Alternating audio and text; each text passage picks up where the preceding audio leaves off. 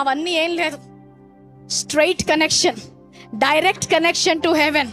Direct నీ దేవునితో for ever connected అంట. హల్లెలూయా. ఆయన పాపిగా మారింది ఎంత నిజమో, నువ్వు నీతిమంతుడిగా మారింది కూడా అంతే నిజం. నేను నీతిమంతుడిగాను, నేను బలలో పాల్గొనను అంటే అది వాక్య ప్రకారం మాట్లాడట్లేదు. దానికి అర్థం ఏంటో తెలుసా? అంటే ఆయన పాపిగా మారలేదు, అందుకనే నేను ఇంకా నీతిగా మారలేదు అంటున్నా. కాబట్టి ఈరోజు నూతన నిబంధన అర్థమైన వారు, నూతన నిబంధన ద్వారా దేవుడు ఏమి చేశాడో అర్థమైతే ఈరోజు బలలో పాల్గొనడానికి మనకు ఎలాంటి సందేహము లేదు. ఎందుకంటే క్రీస్తు రక్తము పరిపూర్ణమైన రక్తము, ఆయన బలి పరిపూర్ణమైన బలి. ఈ నిబంధన షరతులు లేని నిబంధన.